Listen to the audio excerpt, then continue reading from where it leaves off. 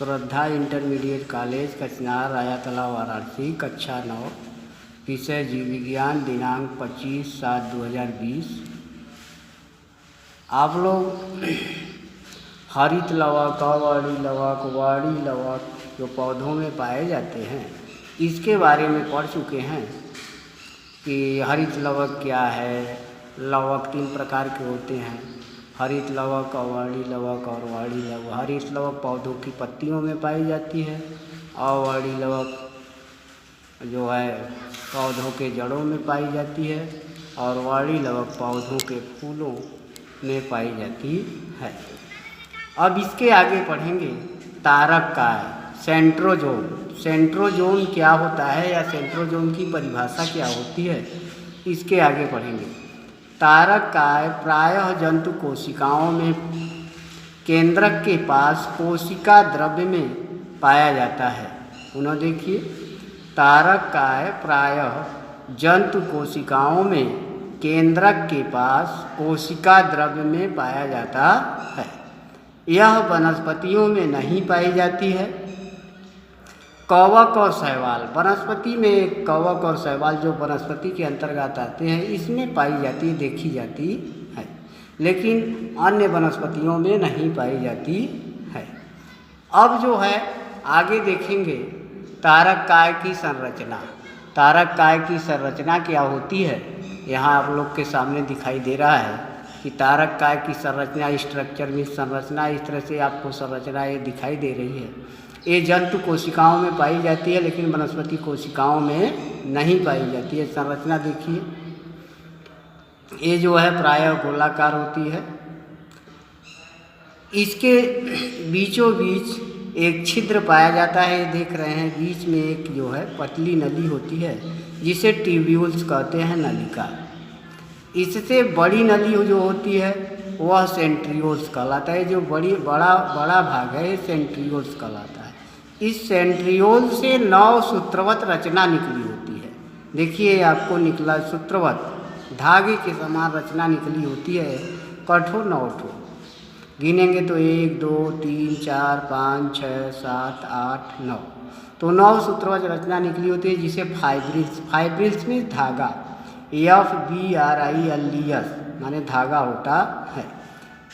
Fibrils धागे के अंतिम सिरे पर 3-3 नलिकाएं निकली होती है। देखिए 1 2 3 नलिकाएं निकली होती हैं जिसे जो है माइक्रोट्यूब्यूल्स कहते हैं। पतली नली यहाँ देखिए ये है, आपका नाम गया हुआ है माइक्रोट्यूब्यूल्स, MICROTUBULS माने पतली नलिकाएं। यह माइक्रोट्यूब्यूल्स जो है इनकी संख्या 3 होती है, 1 2 3।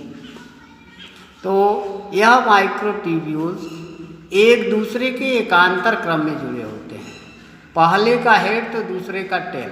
ये देखिए, ये जो है पहला सिरा है तो इस तरह से एकांतर क्रम में जुड़ा हुआ है, आपको जुड़ता हुआ दिखाई दिया होगा। इसके बीच में जो है प्रोटीन आदि से, प्रोटीन फास्फोलिपिड आदि से निर्मित द्रव भरी होती है जिसे जो है इनर मैट्रिक्स कहते हैं। देख रहे हैं जो नीले रंग का डैश डैश है, अंतः द्रव। इसके बाहर की तरफ जो द्रव भरी होती है उसे आउटर मैट्रिक्स बाह्य द्रव्य कहते हैं। इसके आगे देखिए क्या है, इसके आगे है आपका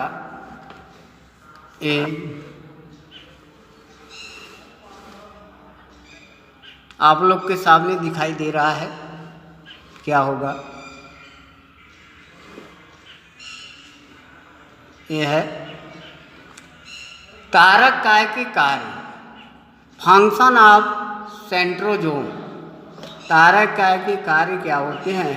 तारक काय के निम्न कार्य होते हैं। पहला है, यह कोशिका विभाजन में सहायता करता है, यानी कोशिका के 2 भागों में बांटने में, दो भागों में बांटने में सहायता करता है। दूसरा, कोशिका विभाजन के समय 2 भागों में बंटकर तर्कु के निर्माण में सहायता करता है। स्पिंडल छोटी छोटी कणिकाओं का निर्माण करता है।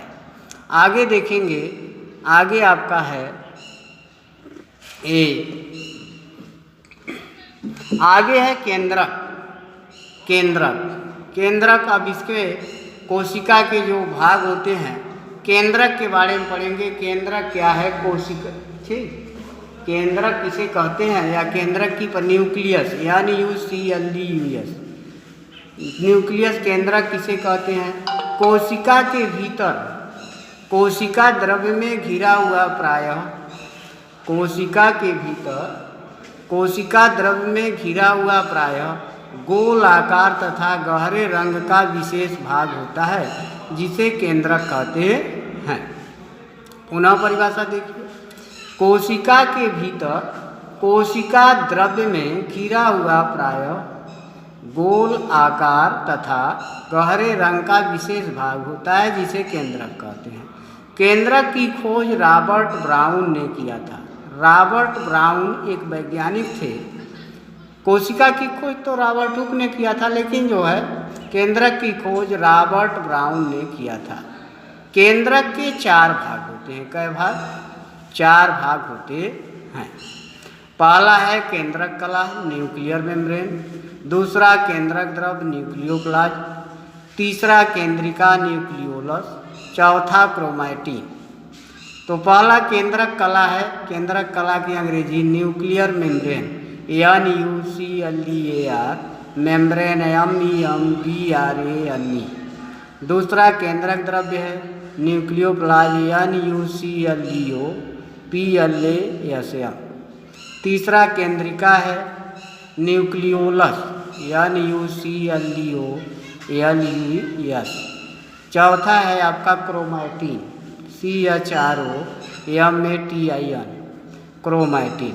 अब जो है केंद्रक की संरचना क्या होती है? स्ट्रक्चर ऑफ न्यूक्लियस, या संरचना। केंद्रक की संरचना की अंग्रेजी है स्ट्रक्चर, STRUCTURE। अब केंद्रक क्या होते हैं? केंद्रक के बारे में आप लोग देखिए। केंद्रक आपके सामने दिखाई दे रहा है। केंद्रक की संरचना ये है, देखिए, गोल आकृति की संरचना केंद्रक कहलाती है। अब जो है केंद्रक की संरचना इस प्रकार है। बाहर की तरफ देख रहे हैं एक लेयर होती है, जिसे केंद्रक कला कहते हैं। ये क्या है? केंद्रक कला। इसके बीचों बीच जो है प्रोटीन, फास्फोलिपिड, RNA, DNA आदि से निर्मित द्रव भरी होती है, जो डैश है। ये केंद्रक द्रव्य होता है।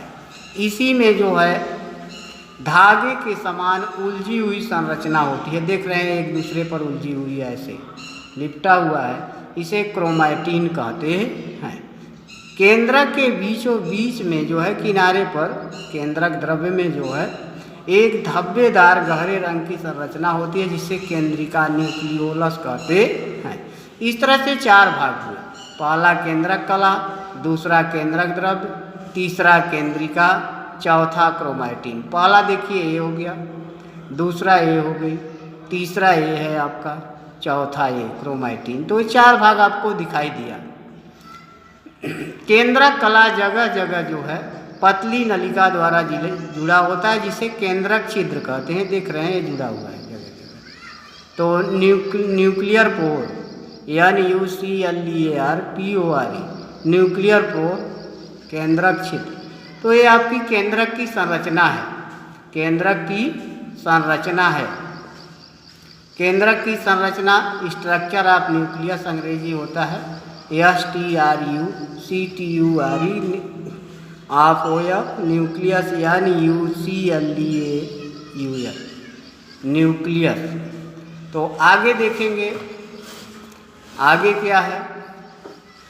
आगे है आपका केंद्रक के कार्य, फंक्शन ऑफ न्यूक्लियस।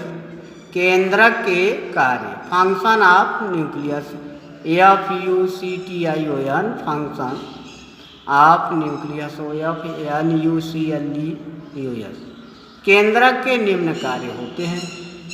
केंद्रक के निम्न कार्य होते हैं। केंद्रक कोशिका के सभी क्रियाओं को नियंत्रित करता है। पहला कार्य है केंद्रक कोशिका के सभी क्रियाओं या जैविक क्रियाओं को नियंत्रित करता है। दूसरा, केंद्रक कोशिका विभाजन का नियंत्रण करता है। तीसरा है यह आनुवंशिक लक्षण को एक पीढ़ी से दूसरी पीढ़ी को स्थानांतरण करता है। यह अर्थात केंद्रक में जो है आनुवंशिकी गुण पाया जाता है। तो ये जो है केंद्रक के कार्य है। पुनः आप कार्य एकदम देख लीजिए। केंद्रक कोशिका के सभी जैविक क्रियाओं या क्रियाओं को नियंत्रित करता है। दूसरा है केंद्रक कोशिका विभाजन का नियंत्रण करता है।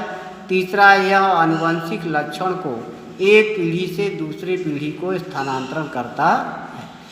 और इसमें आगे आप लोग पढ़ेंगे जंतु कोशिका वनस्पति कोशिका में अंतर। यही एक हेडिंग आप लोग पढ़ लेंगे तो जो है ये चैप्टर समाप्त हो जाएगा। फिर इसके बाद दूसरा पढ़ेंगे आप लोग ऊतक के बारे में पढ़ेंगे।